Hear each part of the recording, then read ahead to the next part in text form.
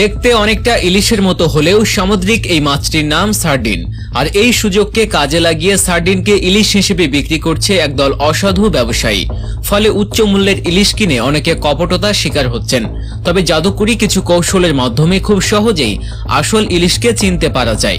আমাদের আজকের এই আয়োজনে এই ব্যাপারটি নিয়ে বিস্তারিত আলোচনা করা হবে, তাই ভিডিওটি শেষ পর্যন্ত দেখতে থাকুন। সার্ডিন মাছ জেলেদের কাছে চন্দনা, জাতকে, টাকিয়া, চৈতনা, পানসা, খায়রা ও সাগর চাপিলা নামেই পরিচিত।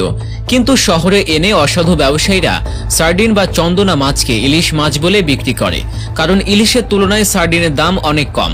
চলুন তবে ইলিশ এবং সার্ডিন মাছের পার্থক্যগুলো জেনে নেওয়া যাক। সার্ডিনের দেহ পার্শ্বীয়ভাবে পুরো এবং পিঠের দিকে চেয়ে পেটের দিকে অপেক্ষাকৃত উত্তল ও চ্যাপ্টা। অন্যদিকে ইলিশের দেহ পার্শ্বীয়ভাবে পুরো পিঠের ও পেটের দিকে প্রায় সমতলভাবে উত্তল। আবার সার্ডিন বা চন্দনা ইলিশের দেহের দৈর্ঘ্য 7 সেন্টিমিটার থেকে 20 সেন্টিমিটার পর্যন্ত হয়ে থাকে, তবে ইলিশের ক্ষেত্রে এটি বেশ বড়, সাধারণত তা 75 সেন্টিমিটার পর্যন্ত হয়ে থাকে। সার্ডিন মাছের মাথার আকৃতি ছোট এবং অগ্রভাগ ভোঁতা। ইলিশ মাছের আকৃতি লম্বাটে এবং অগ্রভাগ সূচালো। আবার সার্ডিনের পৃষ্ঠে ও পাখনার অগ্রভাগে এবং তুচ্ছ পাখনার কিনারা ঘোলাটে। ইলিশের পৃষ্ঠে ও পাখনার অগ্রভাগে এবং উচ্চ পাখনার কিনারা অনেকটা সাদাটে। সার্ডিনের চোখের আকৃতি তুলনামূলকভাবে বড়, তবে আসল ইলিশের চোখের আকৃতি তুলনামূলকভাবে ছোট। আবার সার্ডিনের পার্শ্ব রেখা বরাবর এক সারিতে আঁশের সংখ্যা 40 থেকে 48টি। ইলিশের ক্ষেত্রে সংখ্যাটি আরও বেশি হয়ে থাকে। সার্ডিন আর ইলিশের পার্থক্য ধরতে পারলেও অনেকে আবার টাটকা ইলিশ চিনতেই পারেন না। মৎস্য বিশেষজ্ঞরা টাটকা ইলিশ মাছ চেনার বিভিন্ন উপায় জানিয়েছেন।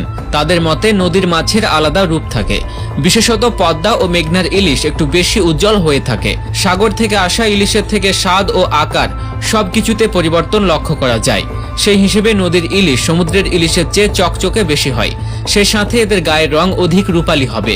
সাগরের ইলিশ তুলনামূলকভাবে কম উজ্জ্বল হয়।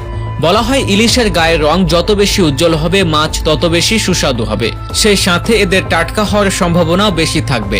ইলিশ মাছ টাটকা কিনা বুঝতে হলে নিজের হাত দিয়ে ধরে দেখার কোনো বিকল্প হতেই পারে না।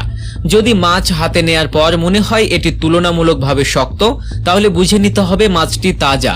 আর যদি দেখা যায় মাছটি ধরে দেখার সাথে সাথে এর মাথা বা লেজের দিক বেঁকে গেছে, তাহলে বুঝে নিতে হবে মাছটি পুরনো। আরও বেশ কিছু বিষয় খেয়াল রাখলে আপনি ধরতে পারবেন কোনটি টাটকা এবং কোনটি আগের ইলিশ মাছ।